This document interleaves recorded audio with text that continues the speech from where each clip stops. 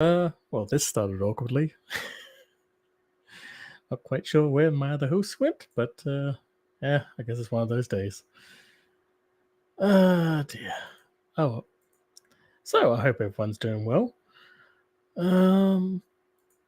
Yeah, I have been. Actually, I completely lost track of time because I honestly thought that someone would pop in and remind me to check what time it was and going live and all that. And yeah, so instead I kind of bug it up, basically. I was distracted doing my D&D stuff, so yeah, that was something. Yeah, so it's been a thing. Hey, there we go. Hello. Good morning. Good morning.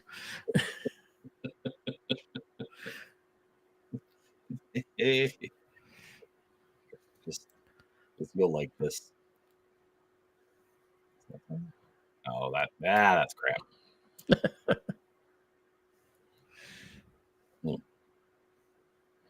Oh,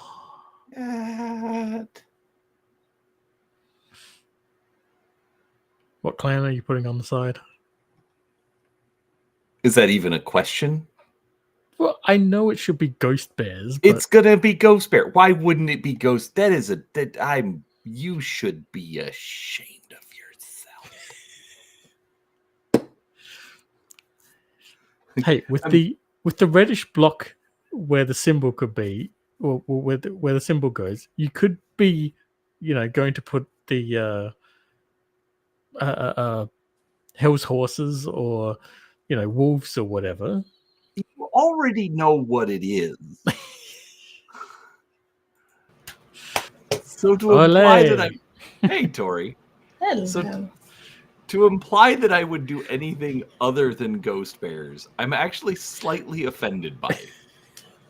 Ghost Bears, okay? Well, we're talking BattleTech. It's okay. Okay. Oh, okay. Yeah. Stuff I don't understand.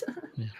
So the catch to that is that I am specifically painting it based off of the cover of a book, and so Seraphis was like literally asked, he's like, so what faction are you gonna make it?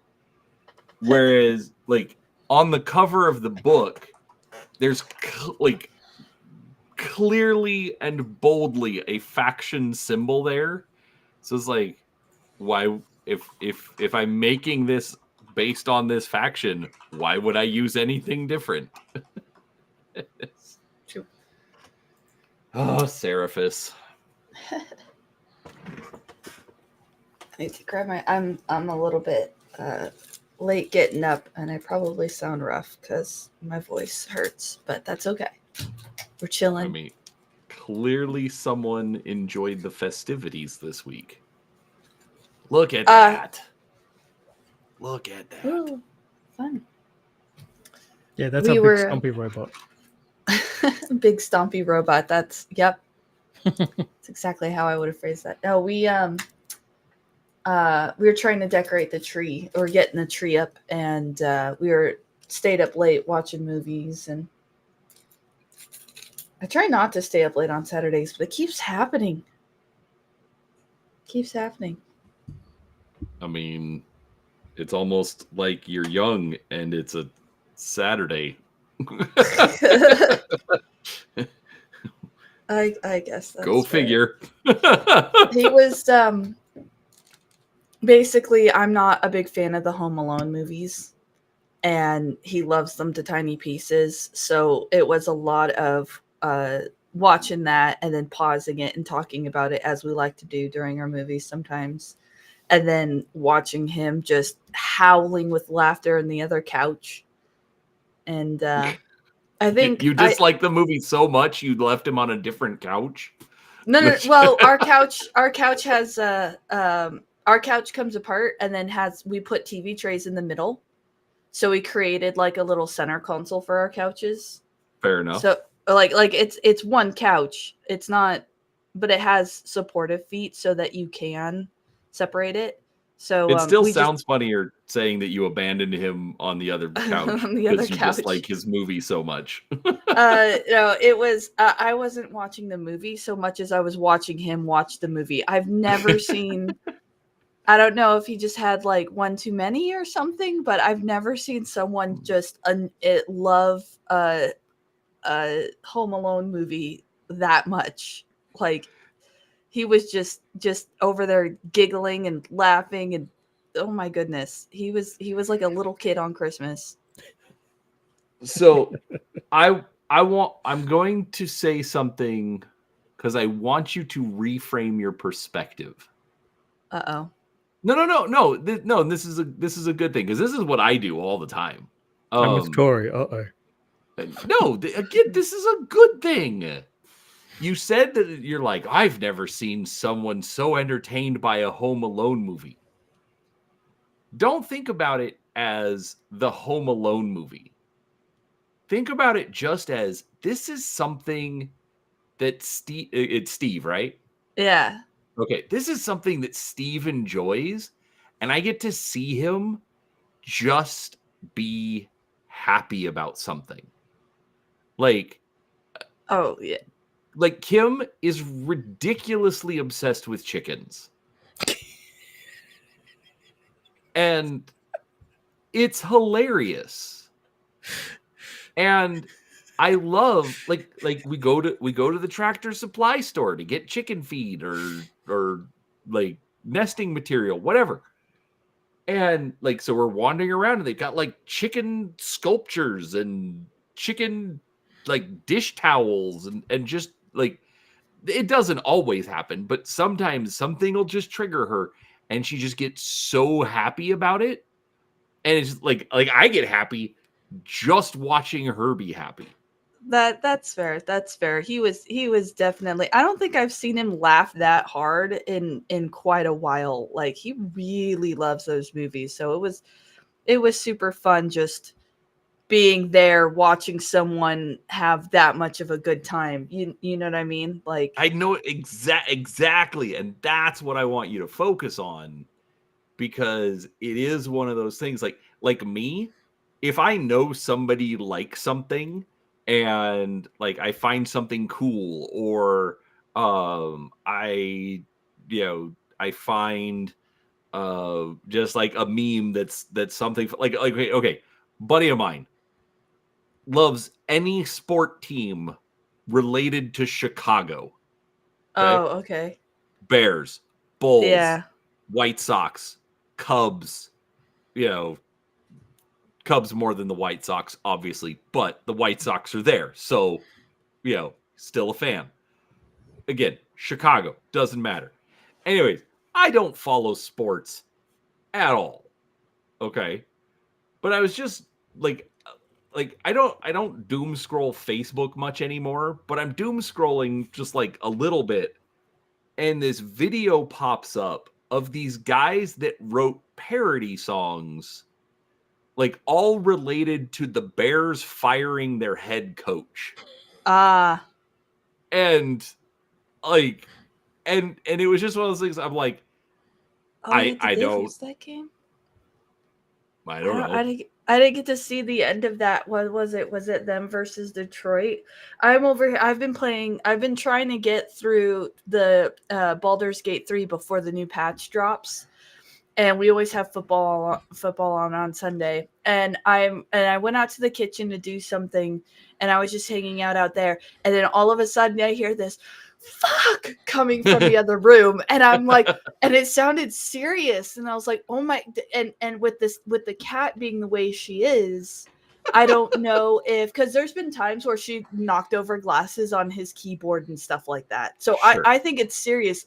So I come over here, I come running into the room like, what? And he goes, oh, no, it's just football. And I'm like, what? Are we playing today? And he goes, no. And I just like come over and I look at the screen and it's the Bears in Detroit. And it was that one bit where the guy got hit in the head And then instead of the guy who hit him getting flagged, the guy who got hit got flagged.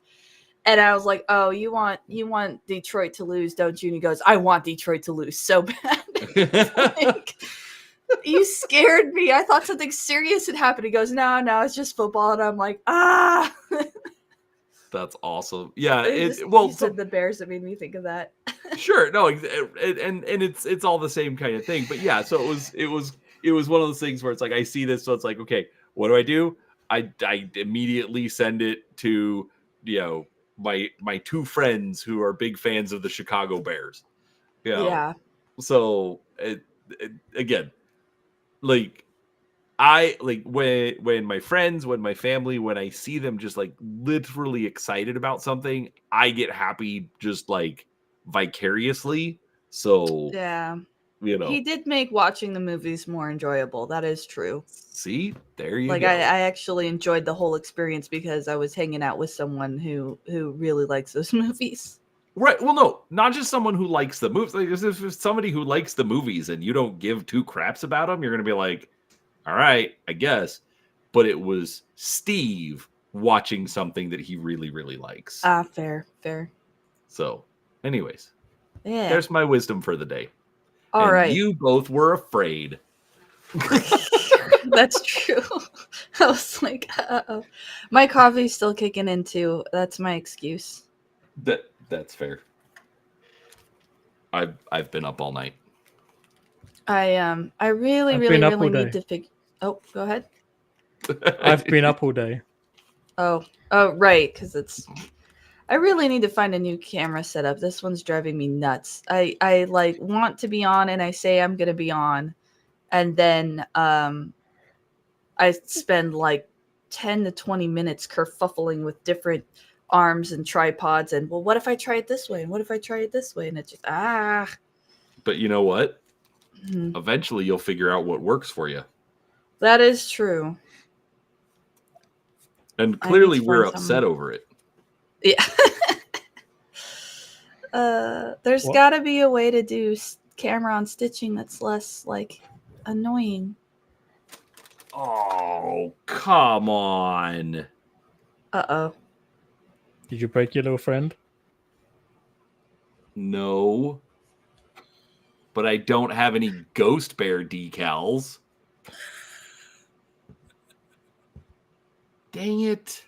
And that was supposed to be my short video for the day. Actually, it's going to be my short video for the day because I don't have anything else. Yeah. Got no decals. That's a cool name, Ghost Bear. Yes. Yep. Clan Ghost Bear, they're the best ones. Why are they the best ones? Well, first of all, their clan name is named after probably the coolest animal of Stranamaktai. Oh, it's an actual animal. It's not just referencing a. No. Oh, okay. No. In universe. In universe. Okay. Yeah. And we're talking BattleTech, by the way. Yes. I saw that. I don't know anything about BattleTech except for that you do it and there's robots. I wasn't even sure you knew the name. That's why I figured I would just make sure that we were all on the same page. Yeah, I only know it because of the thumbnails. Oh, that's fair. What's a ghost bear then? It's an animal. What is it? Is it a bear? Okay. There's two main factions, is what I would say. There's the inner sphere, and then there's the clans. The clans essentially are divided up into 20 different clans. Oh, you're going and that way. What? I said, oh, you're going that way. I thought you were going to say Crusader and Warden. No. That's I'm trying to not get it too complicated. But all of the clans take their name from some animal. You know, the blood spirits, which is some like bird or something. That also sounds cool, not gonna lie. Clan Wolf, Clan Widowmaker, Clan Cloud Cobra, Clan, blah, blah, blah, blah, blah. Wolverine, yes, Name both the clans that have been destroyed, by the way. I was just pulling names off the top of my head. And so then and Ghost Bears is one of, so there were 20 originally. We're not going to get into how many are left, but when they were introduced, essentially they introduced 4 of the 20. They didn't even list all of the rest of them. They're just like, hey, here's these 4, and they're all invading the inner sphere. Inner sphere, basically think of it as like Alien Europe. invaders. Right. Well, exactly. Right. And they all thought they were alien invaders. And so it was the Jade Falcons, the Wolves, the Ghost Bears, and the Jaguars. And those were the ones that were invading. Now, kitties. one thing that I think is actually kind of interesting, Seraphis. Okay. Of all, like, of those 4 clans, who did they put the most focus on? Oh, the Falcons. Good old Tweety Birds. Well, Falcons and the Wolves. They both got their own source book. They both got, like, they were in all the novels, featured everywhere. You know, the Ghost Bears basically didn't get mentioned. Jaguars originally got more than they did. Right, because they were going up against Karita. So any Karita story, you're gonna have the Smoke Jaguars. But I was thinking about it at the time it released. The BattleTech Compendium and Tech Readout 3050. What's on the cover of both of those books? Our boys. Well, they're not mine, but whatever. Hey, she may not be here, but a nerd's nerd is Ghost Bear as well. So for her and me, that's fine. I'm just saying. I think that is really interesting that they weren't the focus, but they got all the covers. It's funnier when you get to what was that, 3065 or something, with the aerospace one, and the thing on the cover is the Leviathan 2. Ghost Bear's giant arc ship. Right. Yeah. Again, showing that people are more interested in the Ghost Bears. I don't think they were, though. I was. Well, but I mean, like, because 3055 had a Falcon. 58 had Davian. I'm thinking it was Davian. I said it was Davian. I put a Davian logo on the one that I painted up the other day. But I don't know. 3060, I forget what was on the cover.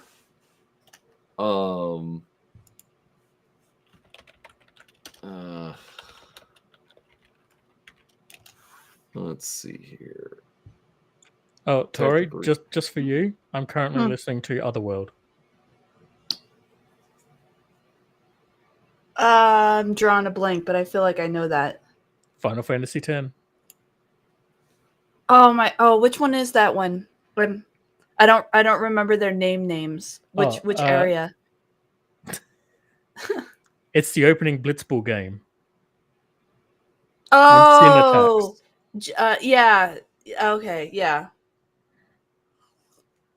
Sometimes I put that on in the car and just like jam out to it on the way to work. It's such a good song. Have you heard the Black Mages version? Nope. Both live and their album version is absolutely amazing. Oh, I'll have to check that out. Yep.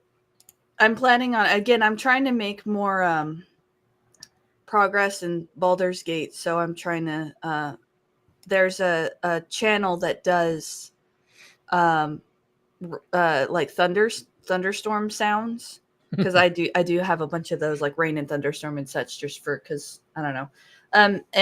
But they have a picture of like a room that's themed with the thunderstorm happening outside the window, and then a TV, and they have a particular game playing on the TV.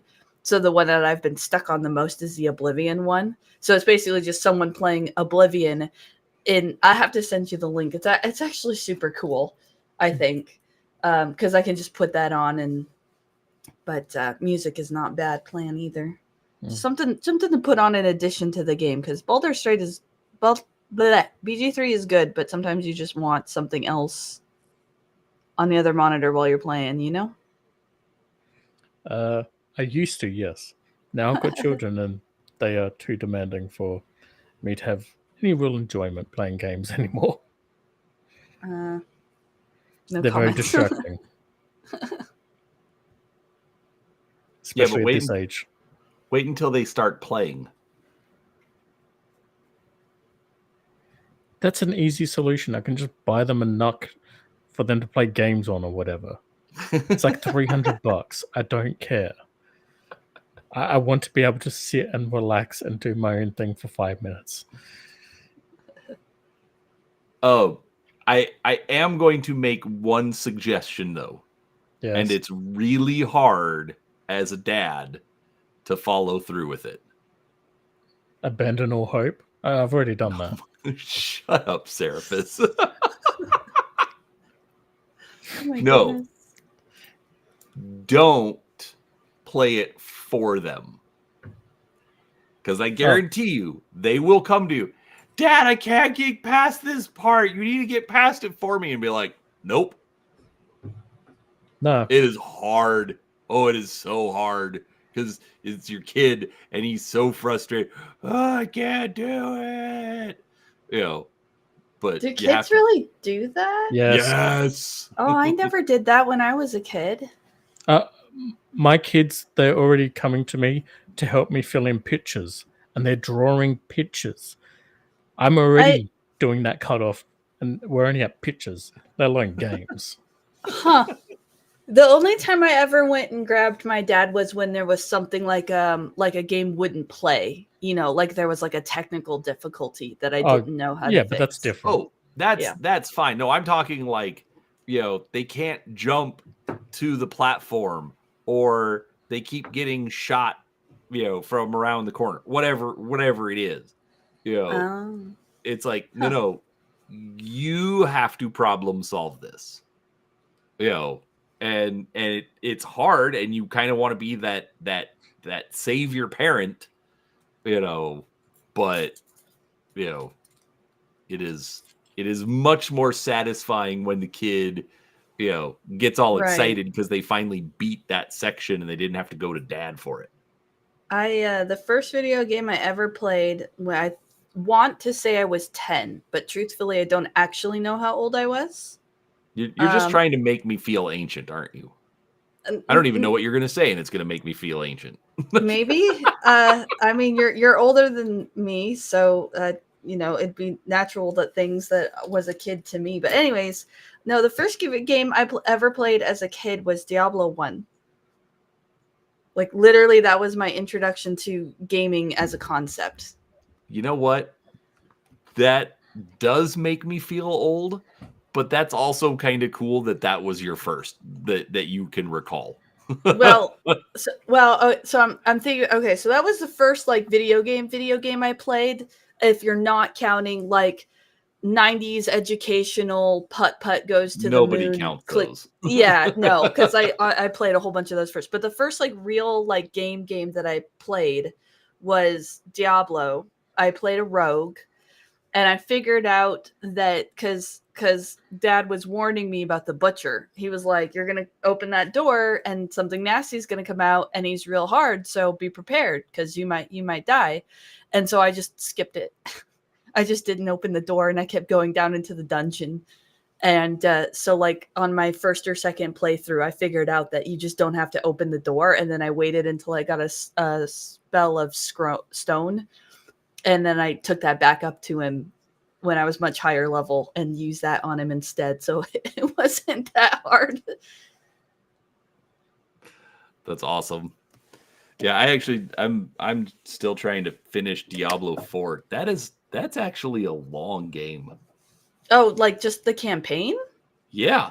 Just the story? I do side quests. I mean, we did some. We finished it in 2 days. If I find a side quest, I'm taking it. Yeah, no, we collected almost every side quest that we could, particularly in the first, so say like 2-ish acts. I don't remember how many like official acts they are. I only remember like the major cutscenes. At least 3, because that's what I'm in. Yeah. We no, we remember when they did the whole like they had like a closed beta and then they had like an open beta type thingamajigger? No. And okay. I wasn't following it. Like it was on sale and 2 of my kids bought it, and so I bought it, and the plan was we were supposed to all play together, and we haven't. Yeah. And I mean, anyway. it's good. It's good. I dare say I did enjoy it more than 3. I'll give it that. My only issue with it is that I feel like it's too easy. Because like I've already got it on like the hardest difficulty you can get before finishing the game. And like let's just say I never have to use a health potion. And I'm playing a barbarian. And I just run up and hit things with my face. Ask Seraphis.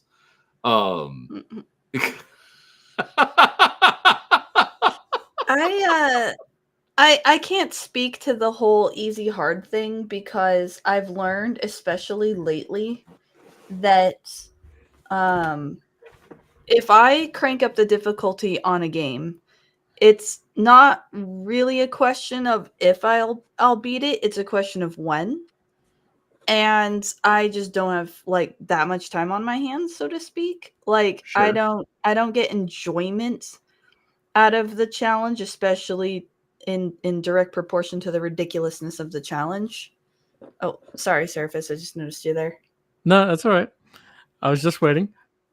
Brian, I just want to say I had been sitting since your last game on wanting to say Guro Fisto, Robo Fisto. Okay, Guro Robo Fisto.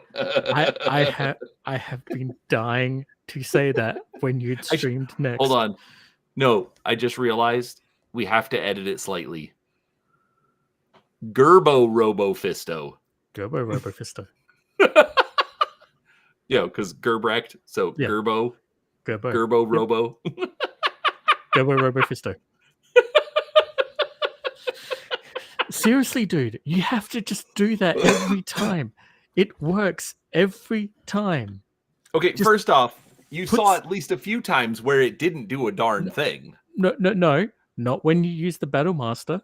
That's true. That's true. For some reason. Anyways, real quick, Tori, I was playing yeah, for you and whoever else may be watching this, if I'm awake at like 2 a.m. and I'm not working and I don't feel like painting, because typically I'll do my painting like during my official paint streams. So I've never finished the BattleTech computer game that came out. Holy crap. It's like 10 years old now at this point, I think. It can't be that old already. It's getting close. No, I would have been able to finish it by now if that was the case. Anyways, I've never finished it, and so I just figured I'm like, you know what? I'm going to start playing it, and, you know, like this will make me actually finish it. 2018.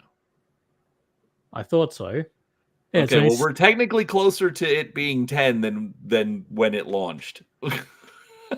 But just barely. Anyway, okay, my 6 point years is still a lot. My point is, the reason why I never finished it was because the kids came along. I'm hearing excuses. What are you doing right now? You could be playing BattleTech, but no. You decide you want to hang out with me and Tori. Oh, I'm sorry. I want some socialization with people. Oh, how dare I? With human people, real people. No. With grown-ups. That's the key. Hold on. non-Grim Squirrel grown-ups. And He that's loves not- Grim Squirrel, Yeah. but sometimes he just needs not Grim Squirrel. Just needs fellow nerds. Oh, she's a total nerd. Oh. Oh yeah. Duh. What? My brain. That was dumb. Oh well. I'm sorry, Grim. No, it's just not your spouse. Like, it's not the same person that you see every day. right. Yeah. Yeah, and your situation is totally, well, not totally, but like very unique, you know, since you're stay-at-home dad, which is not, you know, the norm. So it's I totally get it. No, I'm just teasing you is all. Hearing a lot of excuses. Oh, I'm not excusing anything. I would like to point out that I'm one mission away from finishing BattleTech.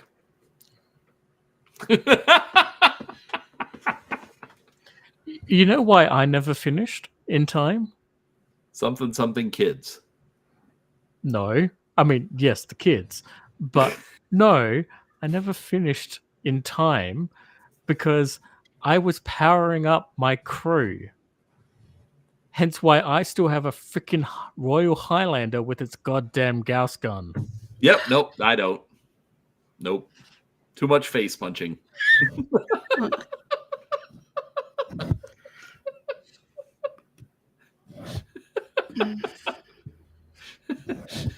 I really should stream, like just pick up from my game and stream and just show you my fucking lance of just absolute badass motherfuckers who, if met your team on the field of battle, would just steamroll them as soon as they come into range because they just sit there and just let you just run at them and just bang, bang, bang.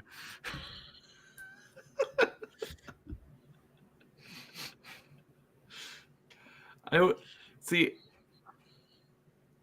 Actually, you know what? Now I want to see if I can figure that out. Like, so no, there's got to be a way to do it where. Okay, so using StreamYard. Yeah. Or okay. So I use OBS. Mm-hmm. Run that as a virtual camera, Mm-hmm. and then send that over to StreamYard. Mm-hmm. But for some reason, if I do that with like trying to play BattleTech, nobody can hear the audio. That's because your virtual camera doesn't carry the audio. Like the audio would have to be a separate layer, wouldn't it? And you can't pass multiple layers through, or can you? It has the desktop audio function. So I'm gonna try this because you've got me curious now. well, let me try something real quick. And Brian, to be fair, you used to have the audio on the game.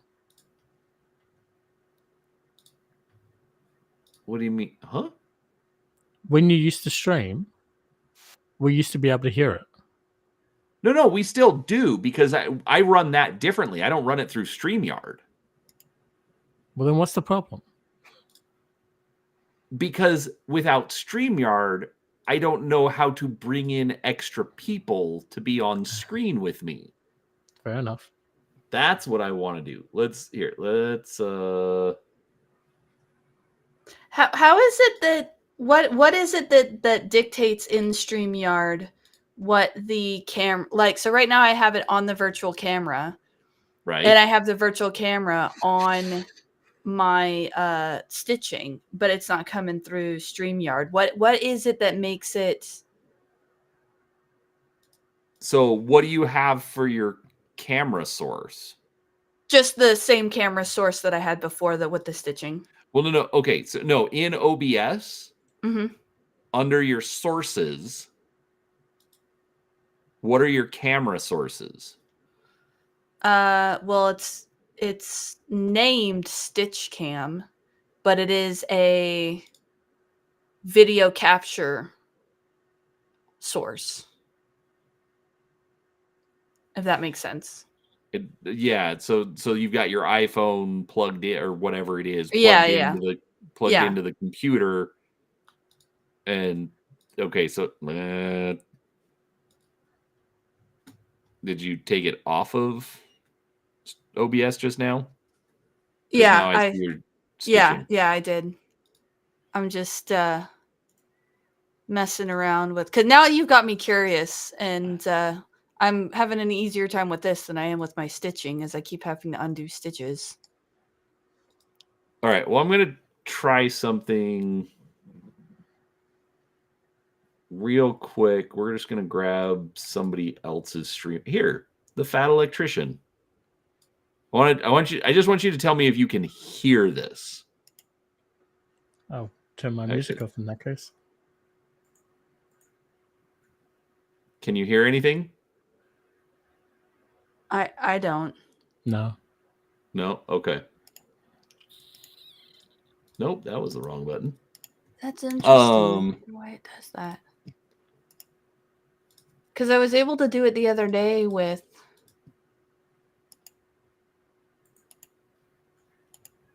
Oh, I'm an idiot. Okay, hold on. All right, now can you Okay, hear something? I don't think so. No? Yeah, see, so it's picking up the desktop audio, but for some reason it doesn't pass that through.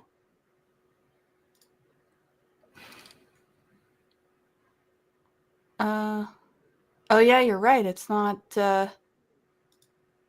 picking it up. Well, and now that I think about it, my settings on there's the settings. For the audio, I have it specifically pulling my microphone. Can you guys hear that? I can't hear anything. Okay, so you don't hear the raining. No. Interesting.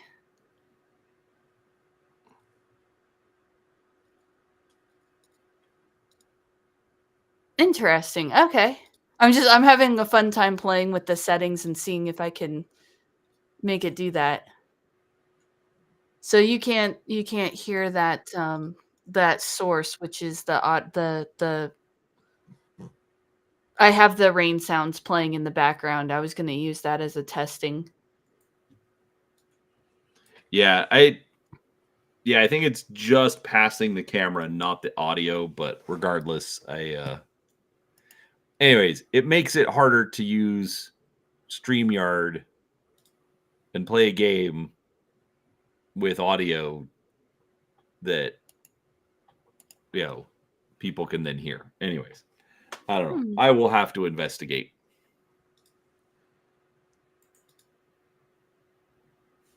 Oh, hey, look at that. I can show you guys. Hello. So I can do the oh, you're right. It doesn't So what is the And that's, you can only change the video in StreamYard. You can't, like, once you're actually already in the chat, you don't. Oh wait, here. Oh no, that's just a mute button. And plus there's a screen share anyways, so remove. Yeah.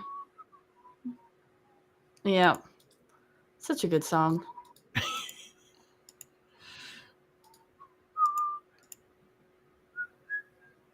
Default.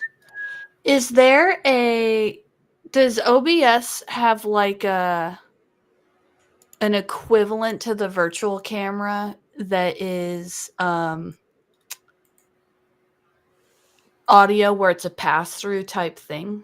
I have absolutely no idea. That would be my next question, because because the reason why is that Restream is only taking the video. It's not taking like the scene as a whole. It's only taking the video because it's got a separate audio input. Right. So OBS would need some sort of pass-through style thing. All right, we'll change that back over and get at it. Interesting. If I ever... Oops, I accidentally closed the chat that I don't need open, but still. Interesting. Well, if I ever figure that out, I'll let you know, because that was kind of interesting and fun. Yeah, my problem is like if I find something that works well enough for what I want, I'm very resistant to change it because it's working. Why try to fix it? I'm like the opposite of that. I'm like constantly finding new and even if it works great, I'll still be like, oh, I'm going to try this other new thing over here. And it drives people around me nuts, particularly Steve. Like he got some wood spoons for me, and they have a little thing that they sit on the counter, and normally all of our spoons and stuff are in a drawer. And so I got this bright idea. I'm like, oh, we have this thing that sits up on the counter. Why don't I put the spatula he uses like twice a day, every day in there? Because he uses it all the time, and then it's easy to grab. But I'm left-handed, so the spoon bolt holder ended up on the left side of the stove. So he like opens the drawer and he's like, where's my spatula? And I'm like, well, I put it over there, so it'd be easier to grab. And he goes, but I'm right-handed. It's on the opposite side. And I'm like, well, I figured you used it all the time. And he said something about change. And I'm like, hey, it's not my fault that you're like so resistant to change and new things. And he looked up at me and he goes, Tori, I got a secret for you. That's a guy thing. And I was like, Because if things work, why change? Because change is where we find new, better workings. You can't find the thing that works in the first place if you don't iterate on the thing that doesn't work to get it to a point where it does work. Yeah. That's how you got there. No, hold on. If I was like in a process of, iterating and trying to make something work, I agree with you. And eventually, yes, there does come a point of, okay, is there some sort of technology that might be better than the technology that I am currently using? But like, I'm on my iPhone 11. Why? Because it works. Is there better stuff on an iPhone 16? Sure. But this works.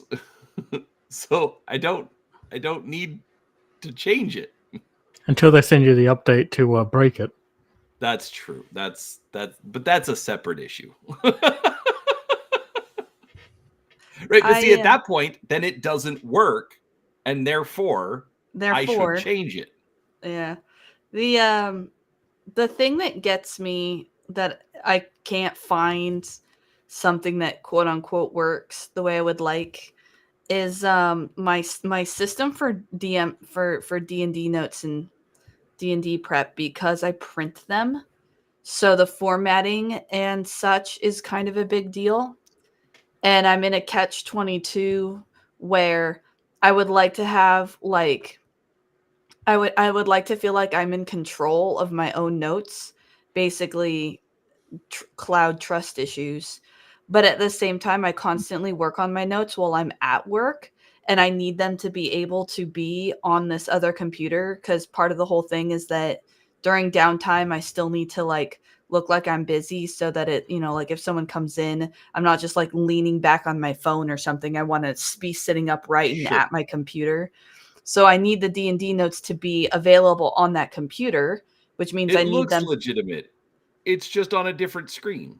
Yeah, different browser tab. But so I need something that synchronizes so that I can just, log in and get to work where I left off, because I'm switching devices all the time because I'm at work. But at the same time, I like have trust issues with cloud, and I don't want to rely exclusively on a cloud. I'd like to have them kept somewhere. But additionally, I print them. And Notion has the best kind of like interface and being able to put notes inside of other notes for organization, but has the worst printing format. Like I keep running into all these catch-22s where I just can't seem to find like the actual perfect system for me. Drives me nuts. Yes. I wish I could give you comfort or say, "Oh, you should try this thing. It will be amazing." Nah. I got nothing. I've tried notebooks. I've tried note tabs. I've tried note cards. I've tried whiteboards. I've tried all sorts of things, and my brain sucks, so I got nothing. Yeah, it's you got each DM's got to go through it. I think of like just figuring out what works best for them. Right now, the closest thing I've found is using Notion, and then basically Control A, Control C, Control V into a document, printing the document, and then saving the document. So I have a local copy, I have a cloud copy, and then I have a printed copy. About as good as it gets. That is lots of copies. Well, because you know, as I just went through all of that computer crap not too long ago, it's like, you know, sometimes shit happens to your computer, so cloud copies are handy. Sometimes big tech is snooping on all your stuff, so sometimes cloud copies are or local copies are handy, so that you have For the something record, that's truly big tech yours. is always snooping on your stuff. That's true. It's not sometimes. It's always. It's always. And or like you can't log in or you don't have Wi-Fi or something like that. Like sometimes having like a legit like local copy of something is just a nice to have. Right. And then of course I have printed copies just for mainly for running at the table. Okay. So there we go. Printed copies. Cloud copies, local copies, printed copies. All the copies. Copy. In my defense, I just don't run anything, so I don't have to worry about it. Well, that's dropping sharply because my in-person game has this magic habit of canceling all the time for like a month at a time. I mean, we really play like once a month at this point. And then I had 2 games a week that were online games, and one of those is kind of closing up because they were never meant to be long-term campaigns anyways. They were just, some people wanted to play DC-20. I wanted to DM because my in-person game kept canceling, and I wanted a game with somebody. Mhm. So I volunteered, and I love DMing. So now I've only got 1 game left, basically. So now it's a moot point. Although I should probably... I thought it was a moo point. A moot point? Yeah, I've got a game on Tuesday. I should probably have something for that, because I don't have anything right now. Here's my 310. I love how no one acknowledged that comment. I mean, Tori acknowledged it, but didn't really. Moot point? Yeah, moot point. I don't get the like a cow, like moo. Yeah, it's basically like. Did you ever watch Friends? The 90s TV show? Yes. No. Okay, that was a whole thing in one episode. Joey thought it was not moot point, but a moo point, and he's like, "It's like a cow's opinion. Nobody's cares. It's a moo point." Anyway, I know enough about Friends to know what it is. That's it. I never watched it. I am so old.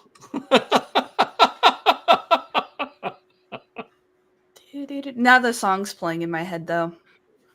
The opening song. Yeah. It's a good song. Oh, I need more coffee already. It's not working. I could drink something. I won't. So I'm gonna try something. Just going on our experiments from earlier. Gonna get rid of that. Get rid of that. La, la, la, la. Now that's stuck in my head. Ah, dang it. Dang it. Let's see, can I turn you guys up?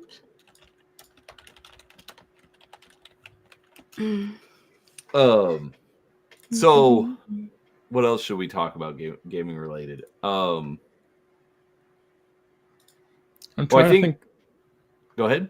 I'm trying to work on a suitable Eberron spell or something of second or third level, to add to a ring for my artificer. And go. If only we had done a deep dive through the Eberron magic section. All of Eberron, not just the magic, not just the ECS. I don't know. I don't have an answer for that one. Yeah. We're good at not much. We all know this. Fun fact, though,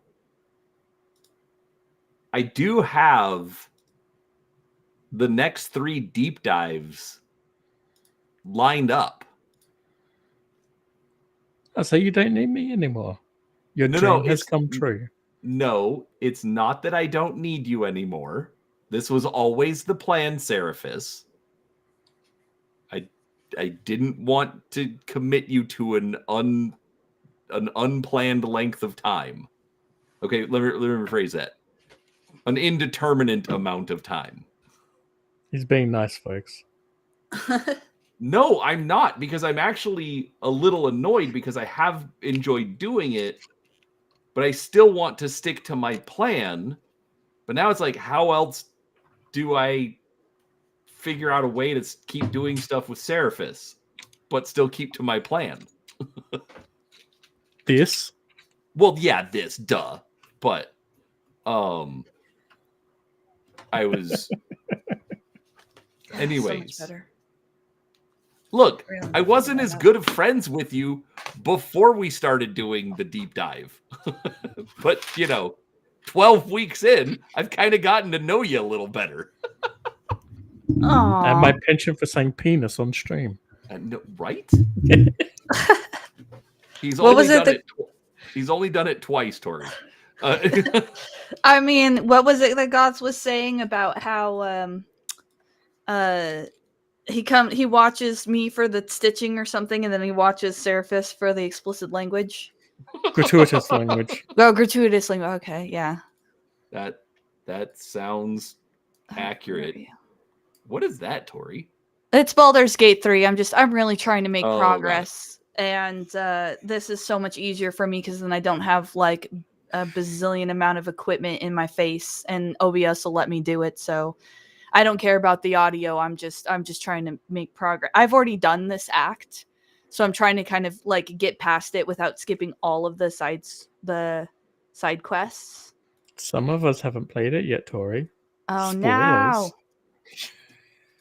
Well, it's far enough. It's far. It's like it shouldn't be too spoilery. Like there's a whole bunch you haven't seen yet, right? Like that's by the time you get to this, you're going to forget it, or something like that. Yeah, it's just a way for me because I can't necessarily be on camera on Sunday mornings, but like I still like participating. But the setup with the stitching cam is really like it's really annoying and troublesome.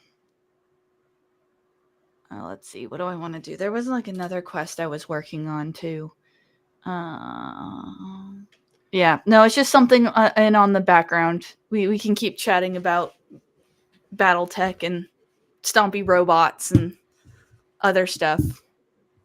Well, so the schedule coming up though, I'm actually kind of excited. So next we're going to do the BattleTech deep dive. We're going to go through the rules booklets that come in the box sets, not counting the beginner box set.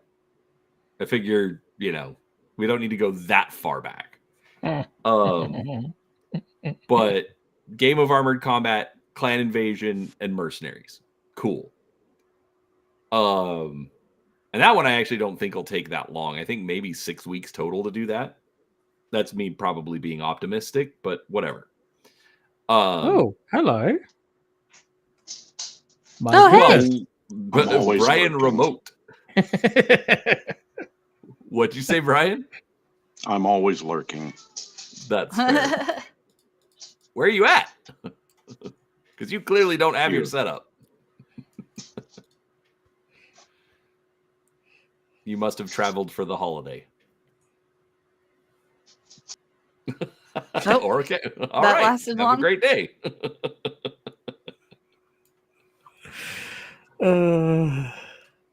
That was hilarious.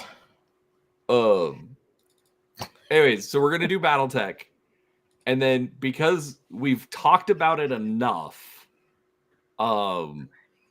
Kim and I are gonna do My Little Pony. Oh dear. Yes. We get to finally see Kim. Well, theoretically, and I'm gonna say theoretically because as of right now, I'm just hoping that they put My Little Pony up on Humble Bundle. Yeah. Because if they do, I'm just gonna get it, and then I'll have the PDFs. Because I'm not paying full price for the stupid PDF.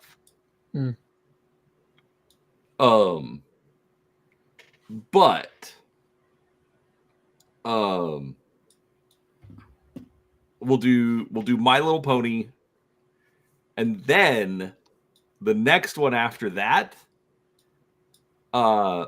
Max Liao has agreed to join me, and we're gonna do MechWarrior First Edition. Why are you shaking your head?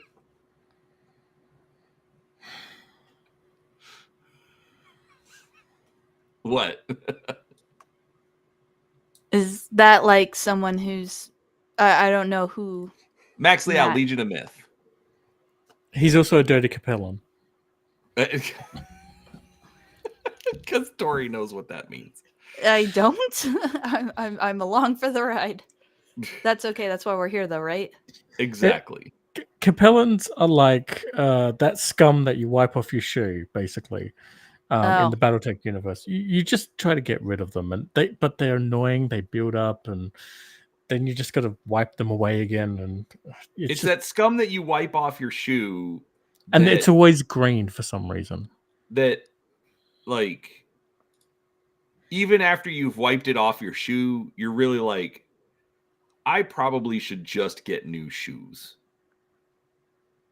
So, and they're gonna be on, like they're gonna be part of the, because you had me at My Little Pony. Because the if I'm following along correctly, the deep dives are like you go into like the world and the lore and that kind of stuff.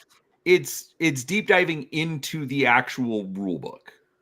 So this is a little different. The one that Seraphis and I are doing right now is a little different because it's not technically the rules. It's not the DMG. It's not the player's handbook. You know, those are the core rules for Dungeons and Dragons. It's a campaign setting book.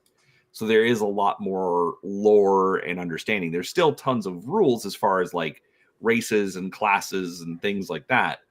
But even then, like when it's covering like the basic races, you know, it's still a ton of lore. What is a fighter? What is a monk? What is a rogue in Eberron versus, you know, core D&D? So Awesome. Awesome.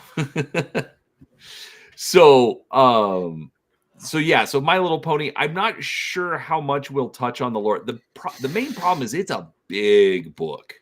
Is it? How can it be big? How can it be that big?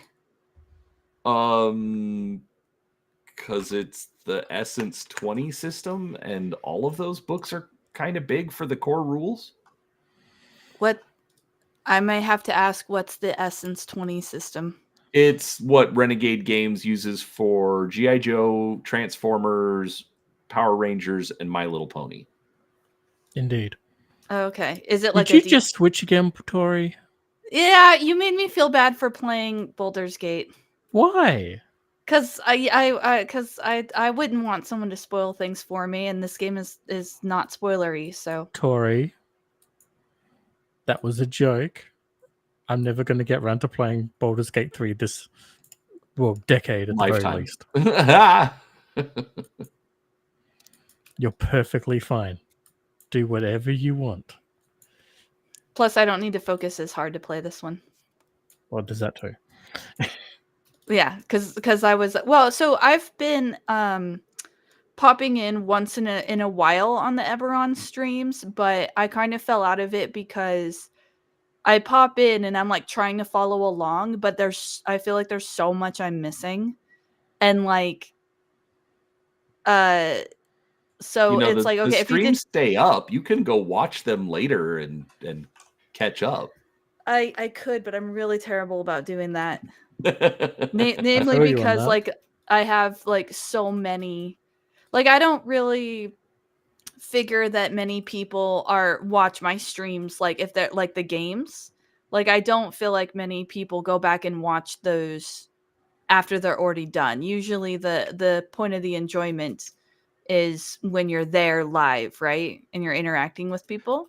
So I agree with you to a point, because like if you're talking about a live play, yes, that's absolutely the case. Or let me rephrase that, like a panel stream or something like that. Of course, actually, no, I should actually just straight up disagree with you, mostly because like I hardly ever participate in chat anyways. Most of the time, if I'm there, like I'm listening to the panelist. I'm not listening. I usually don't care what chat has to say. Like I mean, being who really on the does, panel, I let's be care fair. what chat has to say. I But can see that. yeah, and so there is some of that, but like with the deep dives, kind of the point to it isn't for the chat. It's to go over the material and then also just kind of discuss it. It's like most of the discussion is Seraphis and I. If we find it's if somebody's made a relevant comment, then we can flash that up on screen and either address it live, or or we'll just flash it up on the screen because maybe it's just a funny comment and we want to see it. Maybe I should go back, because like Eberron is one of those where I don't really know a lot about it, but I know of it and I know that there's like a lot of interest in it. And Seraphis has mentioned that the Eberron, as of if I'm thinking straight, yeah, Eberron. That's like the Warforged, that setting. Yep. But basically akin to Spelljammer, where the 5th edition version just like wrecked it and it was nowhere near the same. So my understanding of Eberron, so my understanding of Eberron is very, very limited. And there was one time where Steve plays a Warforged, but we didn't have anything to do with the setting other than just like the stat blocks necessary for him to play that particular race. Sure. Yeah, and that's absolutely, like a lot of people do that, so that's not surprising, as it were. But the whole point is, like, you can go back and you can watch you could watch the stream at any time, and just because you weren't there live, it's fine, because it's not like it's not time based. Like if you're watching okay, not trying to bring up politics, but I'm going to use it as an example. But if you're watching the Joe Rogan interview with either Trump or JD Vance, well, 2 weeks prior to the election when those came out, very relevant. here a month after the election, Little less so. kind of right, exactly, kind of relevant, but not. I mean, it's obviously not going to sway your decision in the voting booth, because that's gone. Yeah. A year from now, like, unless you're trying to prove like, oh no, they said they were going to do something different. Look, here's the interview. It's pretty much like useless. And you're essentially saying that the streams that you guys have, the deep dives that you've done, are for like a library book where it's always going to be there and it's meant to be there and it's reference data. And like, exactly.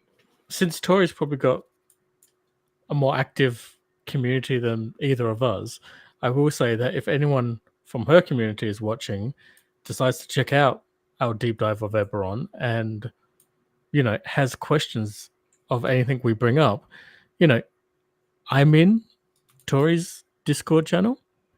You can contact me there and I'm more than happy to answer any questions. I'm bad at participating in Discord channels, so that's why I said me.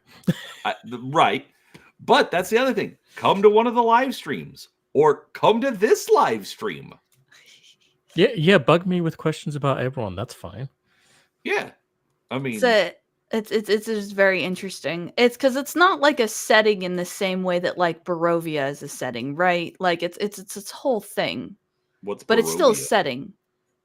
The Domain of Dread, Curse of Strahd. Curse of Strahd. Got it. Which is the one that I use all the time in my example. Like actually the next video I'm going to be recording is about kind of like how I did the session notes prep. I'm going to be doing a campaign, like how I do my adventures / campaigns.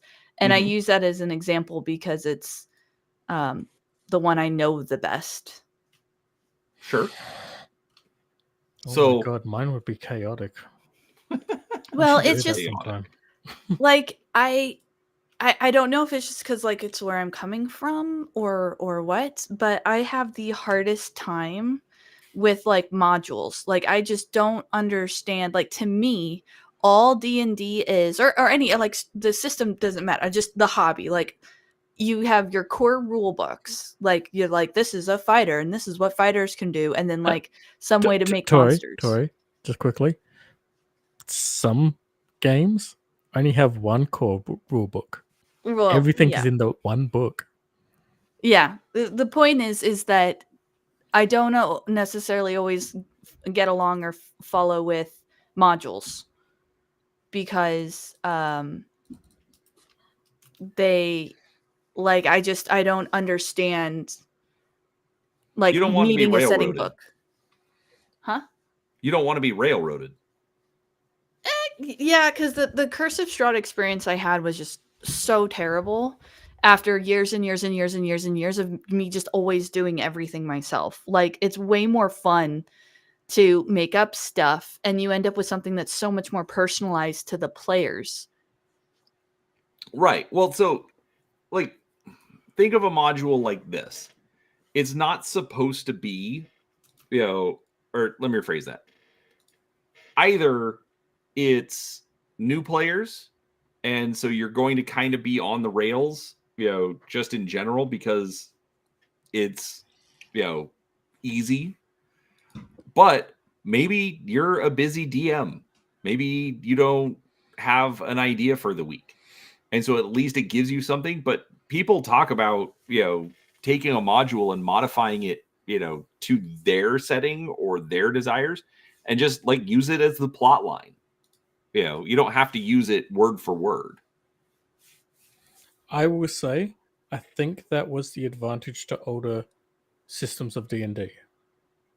When the campaign setting that they presented was information, not a railroaded module adventure that was 200 pages long. Oh, right. And of course, I don't have any experience with those. So you're saying that, like, back in the day, like the original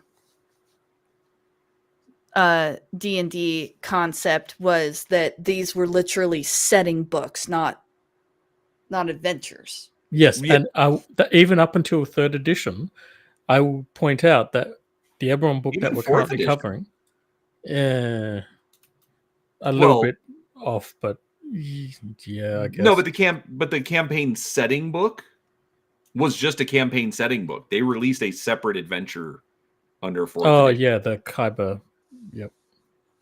So, anyways, keep going. Oh yeah, but like in the Eberron campaign setting book that we're currently covering for third edition, that book is around 300 pages or something.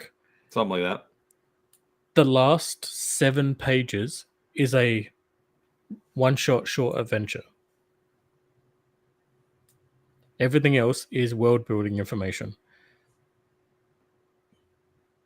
So that would be a lot more. That makes more sense. It's basically just stock images for you to use in your campaign, as it were. The fifth edition books anger me, or the fifth edition Eberron book is like angering. That's what Seraphis said about Spelljammer too. I haven't looked at the new Spelljammer, but like any of the fifth edition not core books, like I'm just gonna make up a number, but we're gonna say they're 200 pages. Okay. 30 pages might be campaign setting, a new class or prestige class, and I'm again just making stuff up. Maybe you're going to get 30 pages to cover that, and the rest of it is an adventure. Yeah. Whereas under third edition, they'd put out, about 160-page book, like for Eberron, on Sharn, the City of Towers. So you have 160 pages about a city. The largest city on the continent. But yeah, just the city. Right. You have another book for, the Five Nations. So it's, 160 pages of, stuff about the Five Nations. And the thing is they would make, like, not only would they have lore, but they would have new classes, they would have new spells, and like none of it was adventures. An adventure module is 20 pages.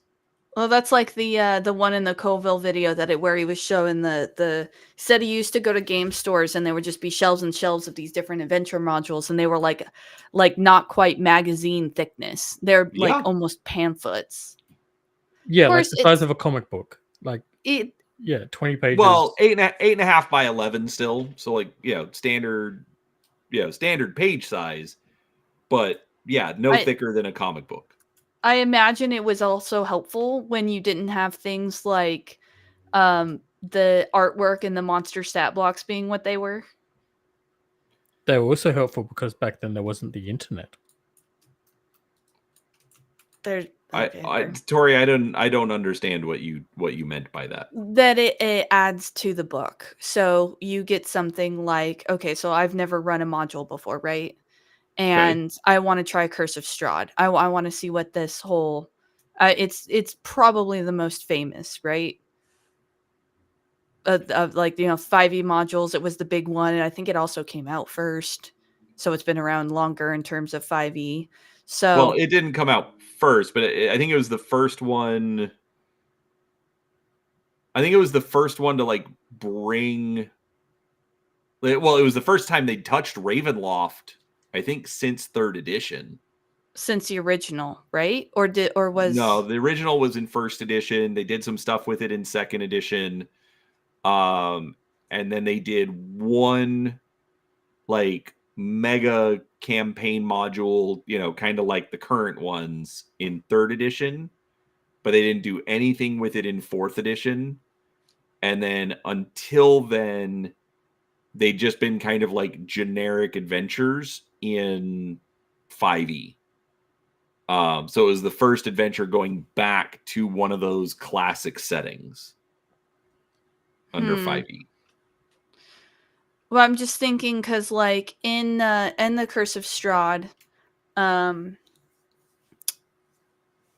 trying to, because it was really difficult because the way it was laid out was like I had to read the whole book just to be able to run it. Like it's supposed to be an adventure and a campaign setting kinda. And the way it was laid out was like the most useful part of the book was just the map and then the map descriptions. So they had, and I had a PDF version just because of ease of accessibility. And it had, there was just one bit in the middle. So there's like a bit where it's like, here's who Strahd is and here's his history, which was like kind of helpful. And then the rest of the book was like almost completely useless except for just the map. And then the map had like A, B, C, D, E, F, blah, blah, blah. And then underneath that, you had like, okay, A, the gates. Here's how the gate works. Okay, B. So that every letter on the map corresponded to something in the book. And that was like the only useful part. But in order to effectively run it, I had to like go through and like kind of read where the players were and where they might head and have all of that. It was laid out really funky to me. And it simultaneously had a lot of information and then not a lot of information. But like the book is super thick, but like if you took out all the artwork out of it or the big monsters, because like in my DM prep video, I mentioned that the stat blocks that I found in the Temple of Elemental Evil were just like 2 lines of text. But you go look at a 5e setting book and the stat block is like half a page.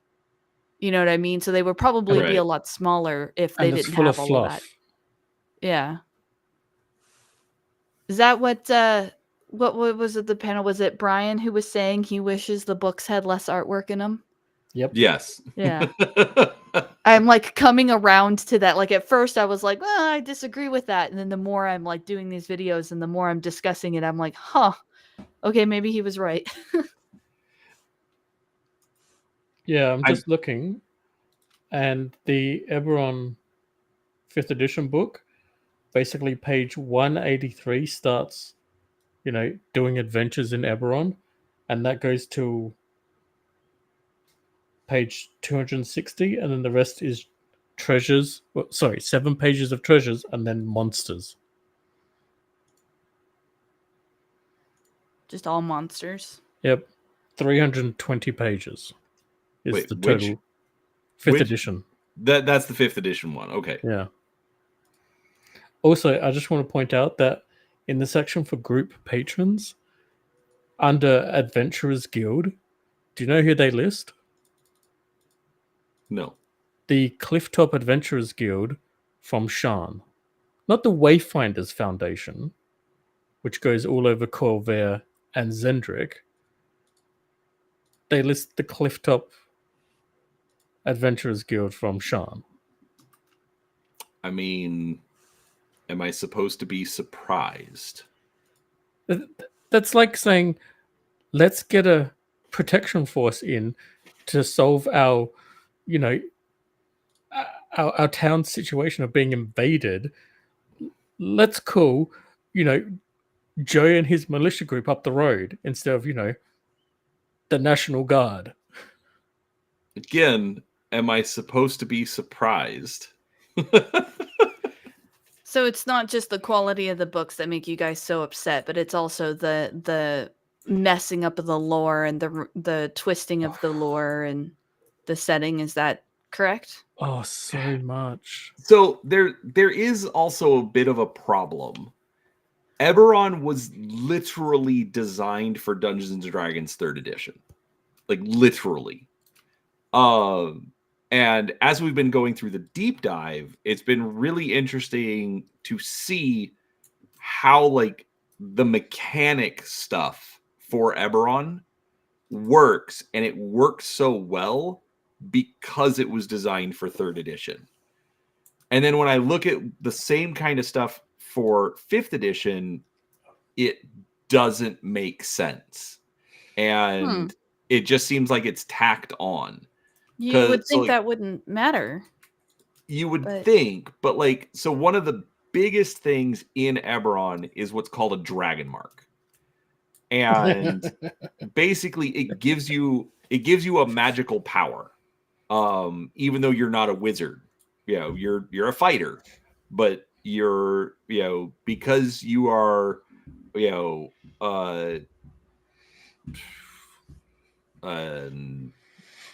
because you're a gnome finder or a gnome fighter, well, you're going to now get this magical power that doesn't necessarily match you being a fighter, but you get it. But then there's all sorts of role-playing things that can come off of it. I picked something that's kind of ridiculous just to show that you can.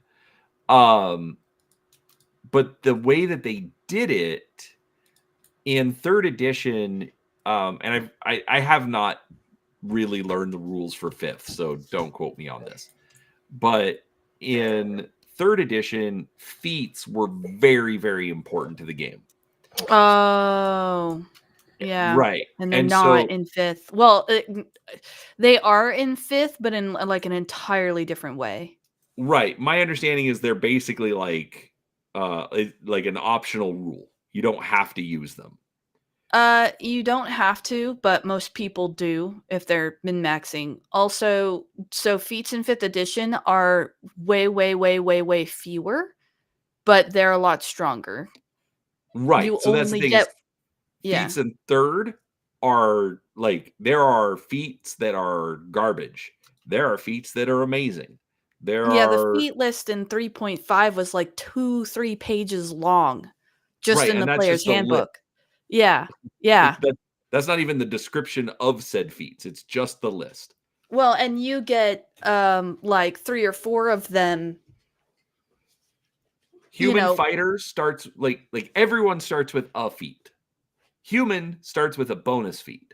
Fighter starts with another bonus feat. I think it's just right. So like if you're a human fighter, literally you can start with 3 feats in 3rd edition.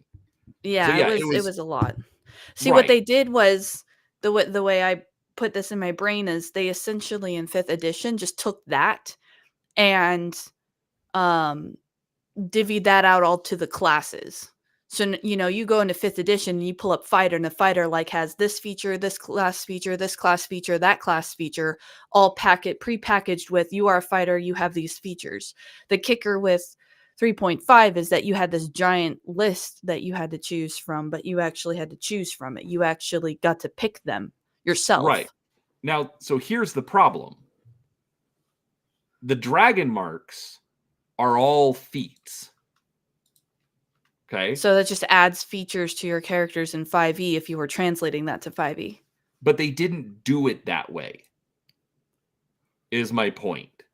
Because also like a feature, like taking a feat, like as a fighter, I can take a feat for moving stealthily. Do I want to? I don't know. Probably not, because I'm a fighter. I should take something that gives me extra attacks or dual wield or whatever. But you can. But you can. And so that was the thing with dragon marks, is if you wanted this little bit where, okay, A, it's a magical power, and B, it's like I said, it's a big role-playing thing, because essentially now you're becoming part of a non-royal aristocracy. Okay. Instead of, like being a king or a baron or a knight or whatever, essentially you're part of this merchant guild. That maybe they control mining, maybe they control banking, maybe they control transportation, whatever it is. But by having a dragon mark, you're now part of this house. I mean, you could always say that you're part of the house, but like if you have a dragon mark, you're now essentially royalty in this merchant guild. So there's tons of role-playing opportunities off of it. And the thing is that there's like, if you're there's technically 4 levels of dragon mark. Is it the same one that just levels up, or is it that you can receive a higher level one or a lower level one? So, right. Well, you always start with the least dragon mark. Okay. And then you upgrade it by taking additional feat. So once I have a least, I can spend another feat and I can get the lesser version. And then I can spend another feat and I can get the greater version. You can't do that for the fourth one, but I'm just being completionist in saying that there are 4 levels. That you have to go a different route to get the fourth one. Okay. But anyways, the point being is it's a, like I said, it's just a feat. And so while you're leveling up, you could, at 20th level, you could be like, you know what? I don't really care about any of the other feats. I'm going to get at least Dragon Mark. Your 20th level. Do you need it? Is it going to be super useful? Probably not. But you can still do it. Whereas, or you could take it at a lower level. Right, or you could take it at first level. Oh, okay, okay. Yeah. It's open, like it is race locked. So like the particular Dragon Mark you want, they're only available to certain races. And there's 12 that you can choose from.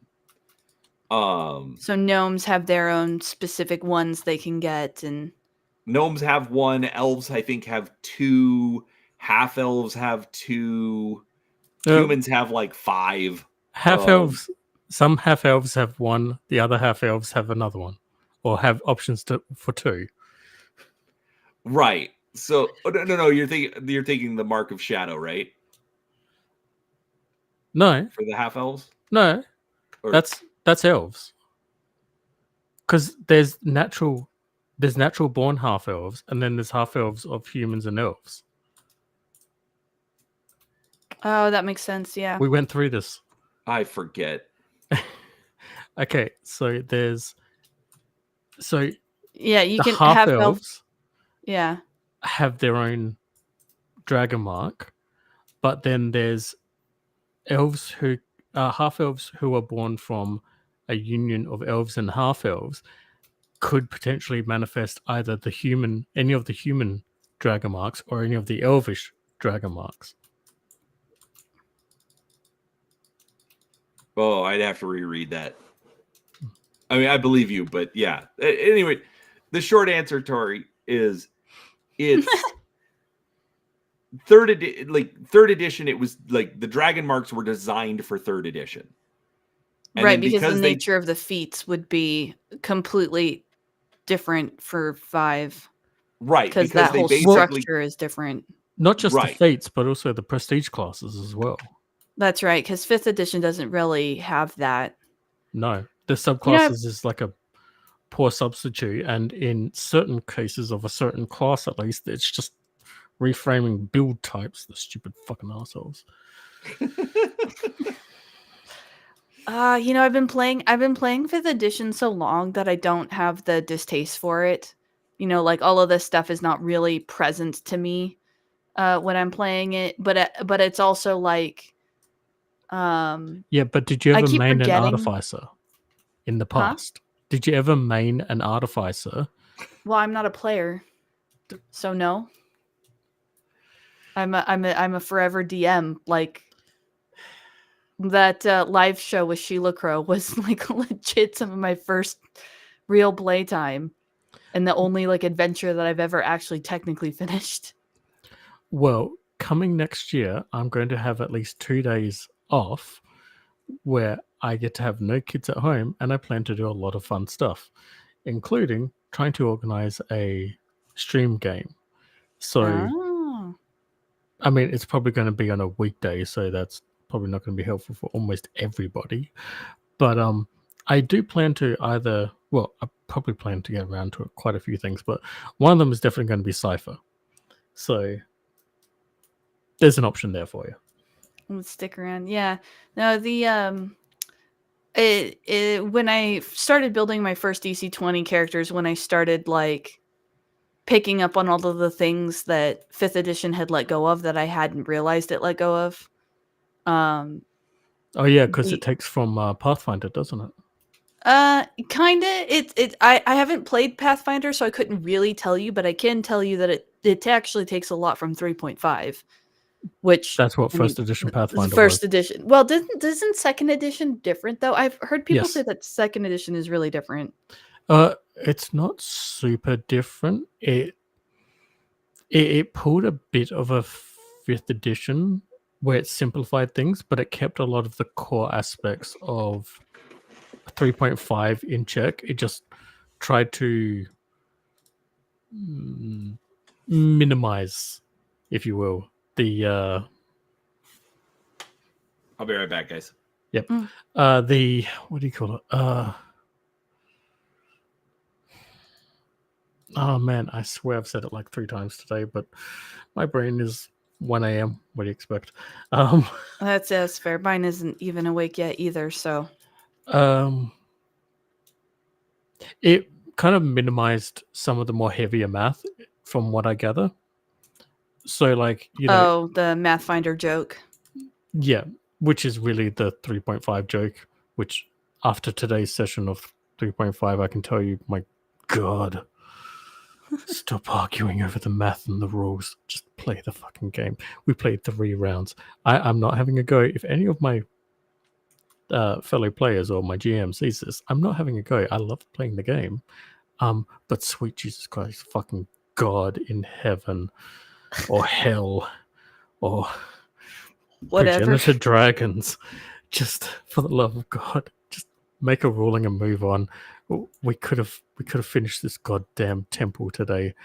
Instead, this is day 3, session 3 of this goddamn temple. Fuck. That's a long time in just one. 3 6 to 8 hour sessions in one room. That is so long. Oh my gosh. Yes. I can't even. Of course, to me that's super long because my sessions are like 2 to 3 hours. I don't really do long sessions. But what are we complaining about? The people arguing over the rules to the point where it causes you to spend 18 hours in one temple. Oh, My got it. 3.5 game. So Seraphis is a game. Got it. Yeah. If I was GMing, my God, there would be just so many hand waves. Fuck it, we'll just settle it later. Let's move on. But there was a point in time where someone was trying to get me to play.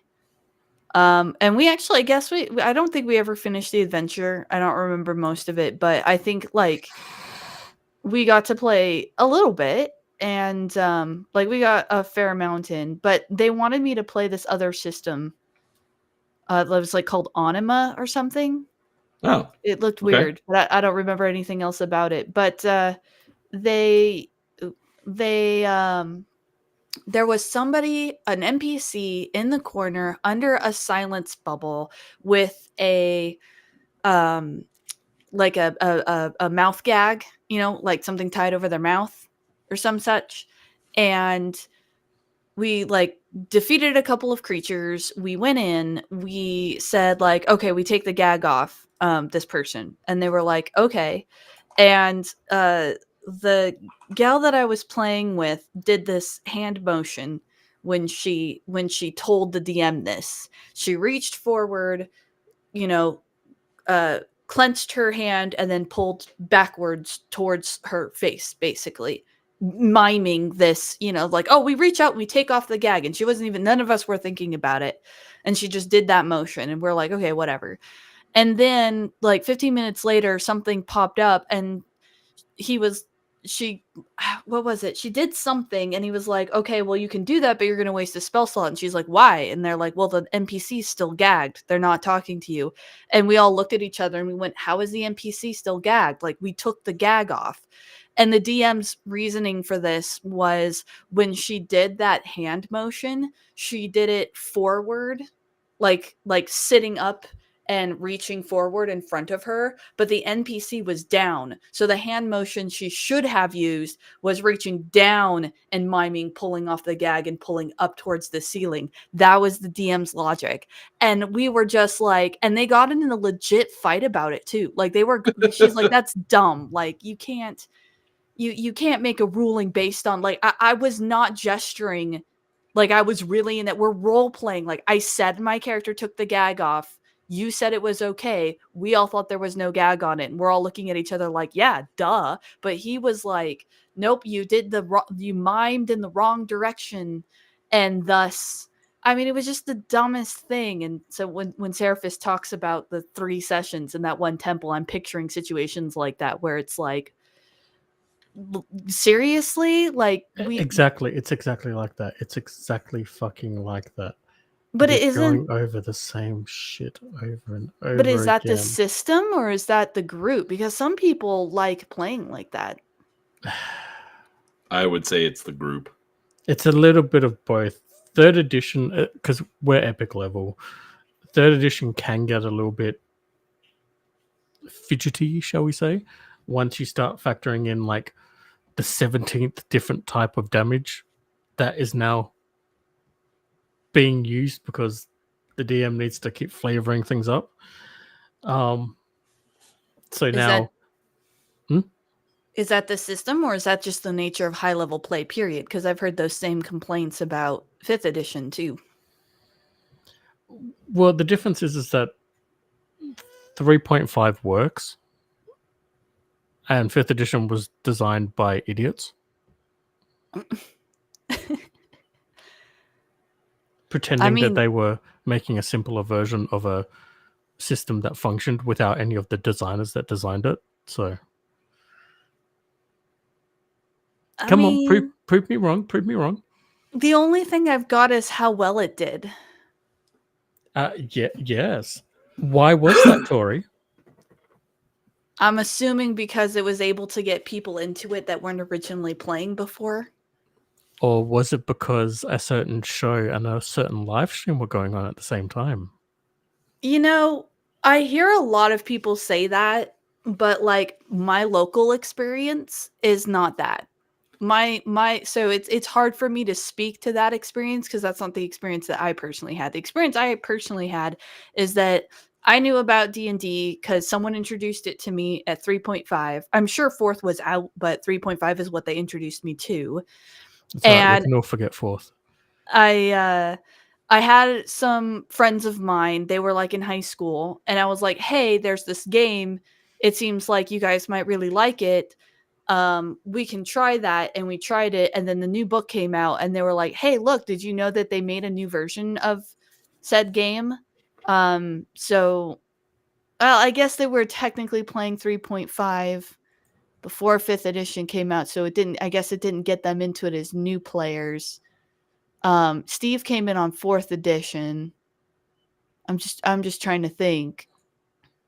Let's see, she's still not playing it. Those guys were already playing 3.5. So yeah, I guess all of the people that I knew that I played with were already knew about it. So I guess they weren't really new players. But none of them watched the shows either. So there's a couple of theories on why it blew up. Like 5th edition when it came out was actually like there was so much hatred for 4th that everybody loved 5th when it launched. But could that have something to do with it? Absolutely. Well, yeah, because so when they announced 4th, there was another big problem in the open gaming license. And so they announced 4th, and when it finally came out and it was so drastically different from 3rd, well, they didn't just put 4th edition under the open gaming license. It was the 4th edition game license, which essentially was them trying to pull the same nonsense that they did with OGL 1.1. And that's when, and basically Paizo was running Dungeon and Dragon magazines. And like they were trying to decide what they were like. Wizards had already canceled the license for the magazines, so Paizo was trying to decide what to do, and Wizards kept stalling on the 4th edition game license. So they just said they said, you know what? People are pissed about third edition, so we're going to make our own. We're going to make Pathfinder, and it's basically going to be 3.5. And literally, it was sold as, hey, all the stuff that you have, it still works. So We're gonna make it better with strippers and blackjack. right, with blackjack and hookers. That's the one. Yeah, and so it drove a lot of people away from D&D. So when they announced fifth, it brought a lot of people who had been playing Pathfinder, and some of the other spin-offs back, because it was generally well received. I'm not going to say it's not. I'm not like Seraphis. I'm not going to toss them under the bus. Completely. Current designers, sure. The designers when 5th edition launched 10 years ago, that was a different ballpark. So slightly. Yeah, well, I'd say they still had professionals helping design it. Yeah, I'll give you a pass on that. Yeah, I'll be honest. I like the advantage disadvantage system. I think that's actually pretty intuitive. Oh, They yeah. probably didn't come up with it first, but I still like it. First time I saw it. Yeah. Anyways, but then what spiked it, was a combination of two things: Stranger Things and not Critical Role, but COVID, in my opinion. I do think Stranger Things had the bigger impact, but hey, I got to stay home. Okay, maybe I'm willing to hang out with these two other people. Oh, hey, here's this thing on Stranger Things. Oh, do you remember when we played that in high school? Yeah, cool. Let's do it again. So that's when you saw the spike in 5th edition. See, and I was under the impression that it was before COVID, that it was already rather huge. It was. It was.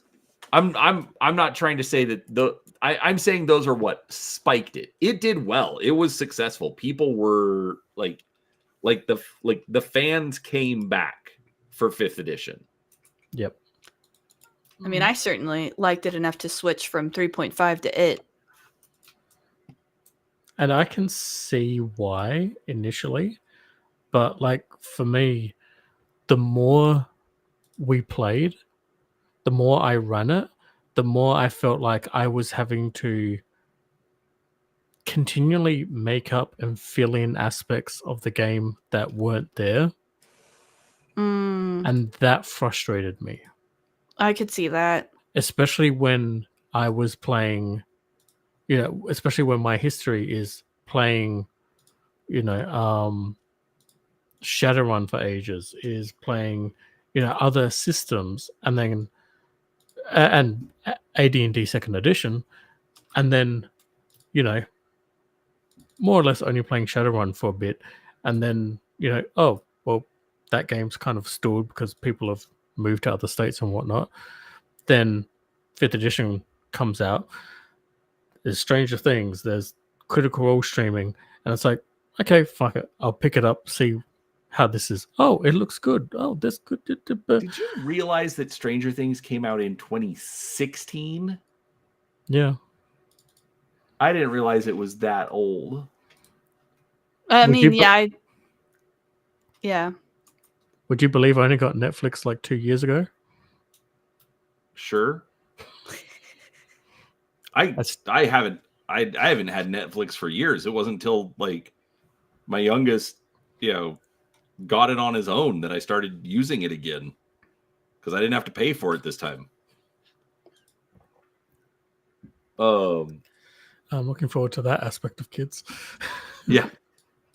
So, but actually, right. So actually, I would say, okay, now looking at it now, I would say there were two spikes. Number one, Stranger Things. And because fifth edition had only been out for 2 years at that point. Yeah. And then, but yeah, so then Stranger Things comes out, D&D, Demogorgon, all that kind of, like really pushing it. So, like dude, they did a Stranger Things edition of the starter set. Yeah. You know, Fifth It edition was- also had a lot of weird, like it had the Rick and Morty book, it had the Acquisitions Incorporated book, it Mhm. had the Wildermount or whatever, the Critical Role book. Like they had all of these. Is that normal? Like, was that part of D&D history that it had all of these books that No. reached outside? No. So that probably did something to it too. Like, I mean, having a Rick and Morty book, an official Rick and Morty book at the height of the Rick and Morty craze, or maybe on the downward spin of it, but still, like the that's death spire of it. well, that probably had a huge impact on people playing it, though. but I You mean, know, that's like an the whole outreach. lifestyle brand. That's what that is. It was Yeah. it was the lifestyle brand effect. That was Hasbro taking a marketing interest in the brand. Yes. I think that's the biggest difference that 5th edition has actually benefited from, is that it has had Hasbro's attention with its marketing department. Yeah. Because prior to about 2016, I wasn't really seeing D&D really occupying much in the like game store shelves. Now it's the only thing there. I'm lucky if I can find a Call of Cthulhu or a Shadowrun book amongst them, because it's either D&D or it's knockoff D&D. Right. Yeah, actually, that's really good, because I was going to say Pathfinder, but no, knockoff D&D is even better, because then the OGL stuff that manages to get into the store. No. It's not even Pathfinder. I'm lucky if I can find Pathfinder. It's, and I apologize, Tori, but it's stuff that's like DC 20. It's that we're kind of 5th edition kind of stuff. So, I don't trying want to to formulate my next question. I don't want Because to. I mean, you could make the argument that everything is knockoff D&D to an extent, No, right? I mean, No, okay. Yeah. are you just talking about games that are all D20 systems? No. No. It's okay. This is kind of going back to like your question about superheroes that I wasn't on the stream for, but I was in chat, and you were talking about, like, you were trying to essentially make, well, everything could be considered a superhero, whereas Well, just based off of Brian's definition. Sure, which I had issues with that too. But if you think about superheroes, it's spandex, it's crime fighting, it's, like that's typically what you see as superheroes. Yeah. So yeah. So in this case, is everything technically a knockoff of D&D? Yes. D&D was the first into the space of this new type of game. So anything that came after it, essentially, yes, is a knockoff. But that's a horrible way to think about it. A knockoff is, does it evoke the same kind of feel? Okay. Is it fantasy? Are there dragons or mystical creatures, or do you have an old wise wizard? Those kinds of things make it a fantasy game. Whereas if I have spaceships, and even if I have the force or psychic powers or whatever you want to call your magic equivalent, it's evoking a different feel than Gandalf does. So, Pathfinder is a knockoff D&D. Shadow Dark is a knockoff D&D. DC 20 is a knockoff D&D. They're all trying to evoke the same feel while giving you some different mechanics to do it with.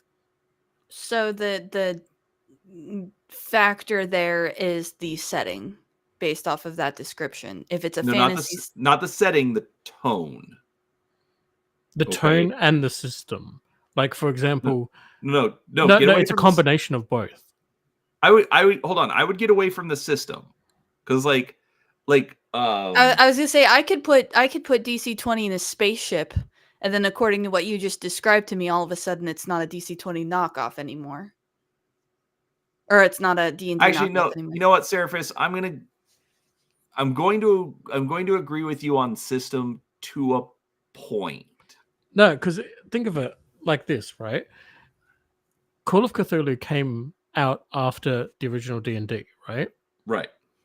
But you would never call Call of Cthulhu a knockoff version of D&D because it's not just the way the system is designed and played, it's also the tone of the game as well. Right. You would never confuse playing D&D with playing Call of Cthulhu. Right. Well, and the reason I'm saying I'm going to agree with you to a point, like if it's a fantasy game, I'll even say like, approximately 6 stats, and you'll see where I'm going with this here in a second. Approximately 6 different stats. And you're going to use like all 7 of the standard gaming dice. Okay. In that, that I'm going to call the system. So like Dungeon Crawl Classics, I would call a knockoff D&D. But then, because like I was about to make the example earlier of like when I was in Alabama, I picked up a copy of RuneQuest.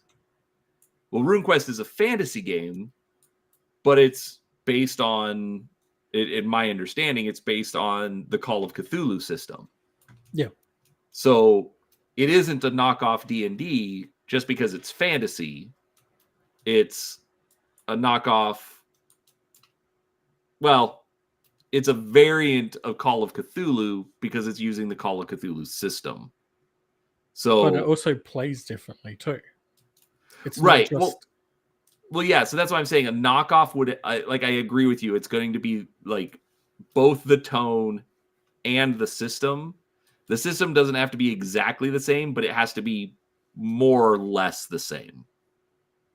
So like that's why I said mostly the same, like approximately 6 different stats. Like Dungeon Crawl Classics only has 5 stats instead of 6.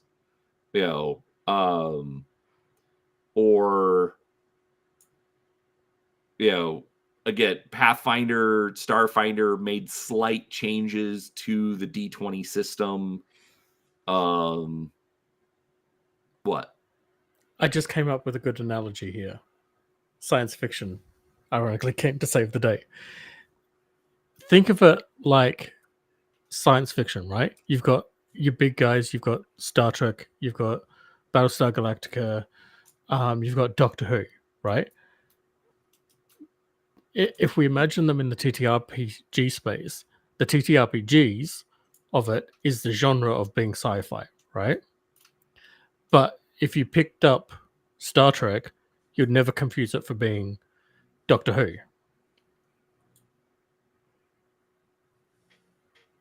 I'm not sure I'm following you there. But like, so you're saying that you're describing a D&D knockoff as something where it could be confused for D&D. Well, hold on, hear me out. All right. But if you look at Star Wars, right, and then picked up, say, Battlestar Galactica, you could see how that could be a knockoff Star Wars. You've got a similar level, the classic Battlestar Galactica, by the way, not the fucking Which remake. I have never seen, just Oh FYI. So God, I see here the thing. I've only ever seen the new one too. I'm not I'm not a sci-fi person, and I'm not a superhero person, as we were just referencing that last episode. I am like, this game is it, and Star Wars are the closest to sci-fi I get, right? Tori, like that, it's just not my genre. I am a sci-fi guy, and I'm old enough, and I haven't seen the original Battlestar Galactica. I mean, I've seen like episodes or parts of episodes, but I have not watched the whole series. Okay. Give me a second to go to my sci-fi, I'm my going live to, action folder, and let me see if I can find something to connect with you people about. It's fine. I get what you're saying, Seraphis. I'm gonna get more coffee, but I can still hear you. I'm just gonna Okay. step away, grab more coffee. So enjoy actually, some- whoa, it is 8:00. Oh yeah, it is. It is And 8:00. I'm being glared at by Kim. So Church? I fed the chickens. He was say, is it nowhere to be time? seen. Anyhow, okay, guys, this has been fun. We'll do this again. Okay, I might not be here next week. I'm not going to commit yet. I'm going to be talking about my Artificer build by Wait, myself Seraphis? or next week Oh my. at this rate. What do you? Huh? Well, depending on whether you are here or not, and depending on whether Tori decides to actually sleep in, Oh, and, God. not wake up. I could be here by myself. Okay, I'm like, huh? I thought you were talking about like the rest of the week. I'm like, I'll be back for the deep dive. It's fine. Oh no, that's morning for me, so That's fair. Anyways, yes, knock off Go, D&D. Kim glaring. Yes, has to be the same type of setting and the same type of rules. Doesn't have to be exact, but close enough that yes, you would get confused. Food for thought. Yeah. I'm probably gonna bounce too. I'm gonna go get some coffee, and I want to figure out a setup so that I can join you guys and not have such a fidgety, weird setup or be playing a game while you guys are talking. I don't know. I want to figure that out. Maybe I'll just get like a screensaver. I'll just get a Subnautica screensaver so there's something on screen. Feel free to ping me later on in the week if you want some help figuring out the whole OBS thing. So. Oh, yeah. No, I'm playing with it. It's a lot of fun. All right. Well, have fun, kids. We will talk to you next time.